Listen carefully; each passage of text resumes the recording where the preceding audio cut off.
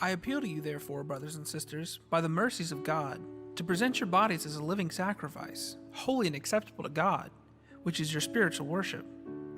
Do not be conformed to this world, but be transformed by the renewing of your minds, so that you may discern what is the will of God, what is good and acceptable and perfect.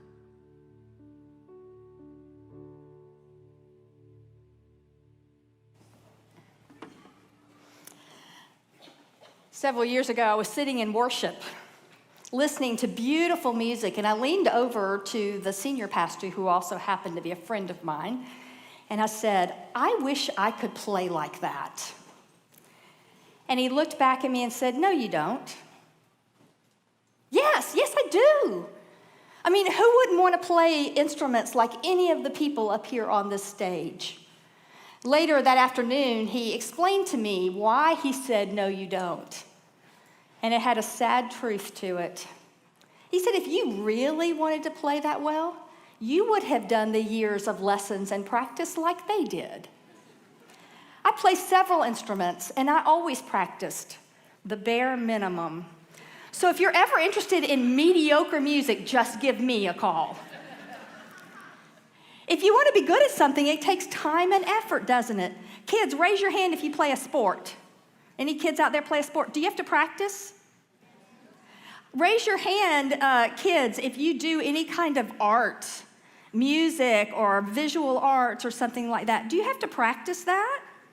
Yes. Professional skills, those didn't just come magically to you. You had to go to school or work hard to learn those skills. Anything of value that we do, that we want to be good at, takes time and intentionality, doesn't it? And that's true for our faith as well. And so the third of the three simple rules, you rehearsed them very well at the beginning of the service, is stay in love with God. Now that's the title that we've given it, but the actual rule itself, the way John Wesley worded it, was attend to the ordinances of God. And that's kind of strange language to our modern ears, but it's a really simple premise. It's practice your faith. Practice the spiritual disciplines that deepen your faith and grow your relationship with God. Bishop Reuben Job, in his little book, Three Simple Rules, where we got our title for the sermon series, talks about the importance of staying in love with God. That's the title he gives the third rule. And he explains that these disciplines, these spiritual disciplines that we have, help us to grow in our love for God. Now, you know what those disciplines are, right? We know that answer. It's things like worship, prayer, Bible reading, giving, serving, acts of service like compassion and mercy, justice, and love. We know that. The problem is finding the time to do those things. We live busy lives, and often we find ourselves saying, I wish I did have a deeper spiritual life. I wish I had time to do all those things, but I'm just too what? Busy. And I think sometimes the problem is we're waiting for our love of God to create some inward motivation that makes us feel compelled to do those things. But the truth is exactly the opposite, and the way that John Wesley talked about it is that we practice those spiritual disciplines not to feel it, not because we feel it or have the motivation first, but practicing those spiritual disciplines actually helps us move in to greater motivation and greater sense of our love for God and God's love for us. It's something that cognitive behavior theorists have been telling us for years, that the way we act and behave forms us, shapes us, changes who we are and the way that we feel and believe about things. I experienced that 3 years ago when I went to Mayo Clinic. Some of you were here then, remember that time. And when we got there, their mantra for us was, march before you feel like it. And the premise of that was that we were supposed to act like we were well before we felt better. And I'm telling you, at first, that was very, very hard. But over the weeks and months of doing that, of doing the things that I would do if I felt good, if I were well, I found that my pain levels actually went down. Acting first changed something inside. You see the same premise at work sometimes when couples come to a pastor or a counselor and say that they just don't feel that love feeling anymore. And sometimes, in addition to other things, the pastor or counselor will say to the couple, I want you to act toward the other person like you would act if you did feel those feelings. Because studies have shown that if we act like we feel those feelings and we do those behaviors, we actually start to feel more of those feelings. And so part of what we do in our faith is to make a decision that we want to have a deeper, closer relationship with God, a stronger faith, and we make the choice to act that way. And over time, we find that our love for God grows. The writer of Romans knew that. Paul instructs us to present our bodies as a living sacrifice, which is our spiritual worship. And what he's talking about is to offer our whole selves, mind and body, to the practice of our faith. And that as we do that, over time, we find ourselves transformed. The Greek word that's translated here, transformed, really talks about metamorphosis. So, think tadpole instead of chameleon.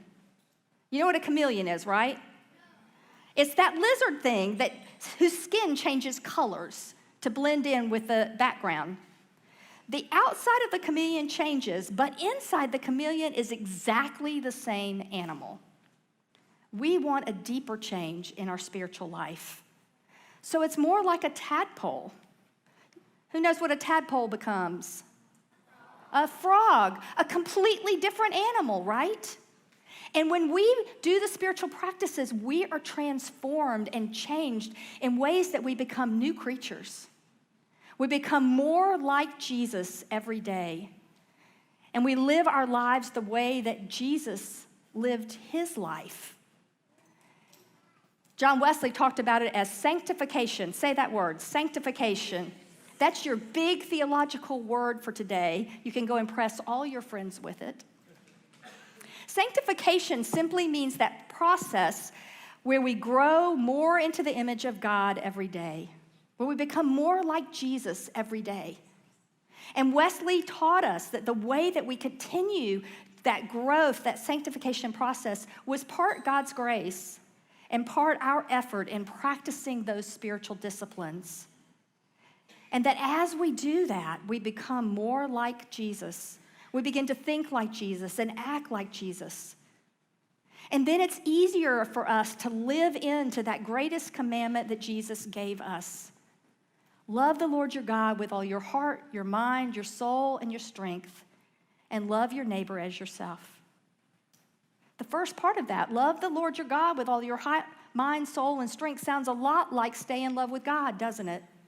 Heart, mind, soul, and strength, our whole selves, practicing the spiritual disciplines that help us to deepen our love for God and to fully experience God's love for us.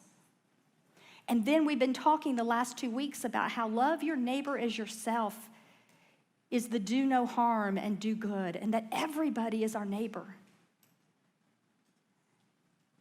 And so our goal as Christian people is to become the people who practice those disciplines so that we're formed and transformed into the image of God. It's a choice that we make, a commitment of time and energy. And so we choose to worship regularly. You remember Glenn's goal for us was how many times a month? 3, at least 3. 5, I like that even better. At least 3 times a month. You can come more. But the reason for that is regular worship forms us over time. It's not that one sermon or one song the band plays changes us. It's that as we do this discipline week after week after week, and as we do the private worship, devotion time in our homes, day after day after day after day, It changes us, just like someone who practices an instrument for hours every day is changed into a musician. We are changed into the image of God. So we worship. We pray, not just that quick prayer for help that we're all so good at, but also the kind of prayer where we take a little more time and we sit in the presence of God and we let ourselves experience what God might say to our hearts and our minds. It's reading the Bible, not just to know the facts or the names or what it might say information-wise, but reading the Bible in the way that we let it come in and invade every part of who we are, heart and mind and soul, so that the words form us and shape us. It's giving. It's giving our finances regularly and sacrificially so that we practice that trust in God that helps us deepen our relationship. And it's service, acts of compassion and mercy and justice and love that not just transform the world, but in doing those things, we are most acting like Jesus, doing what Jesus did. He was always out doing good for people. And as we practice being like Jesus, we become more like Jesus. The 3 simple rules were designed to shape people as they lived their lives of faith as individuals and as communities. And I challenge you to make them your guides for a life of faith. And so my invitation, no, I'm going to say it stronger. My challenge to you this morning is to pick one spiritual discipline that you will add to your life. And carve out the time, even if it's 10 minutes a day, carve out the time to do that thing every day. Knowing that every moment that you come and do that thing in the presence of God won't be some great revelation, but that over time, as you show up day after day after day and you're faithful to that practice, you will be formed and changed, and it will help you develop that deep love for God and that relationship with God that I think all of us long for. And my experience is the more I show up and do those disciplines, the more I hunger to show up and do those disciplines. A month gives you time to make it a habit. 21 days it takes to create a habit. And I want to hear about the changes you see in your life. And I can't wait to see the changes that I see in our life together, because all of us have committed to the disciplines that help us stay in love with God. And so, my friends, go to be people of faith. Do no harm. Do good in every day, in every way, to every person. Look for ways to do good. And attend to the ordinances of God. Practice those spiritual disciplines that will deepen you and shape you and form you into God's image. And together, we will make John Wesley proud.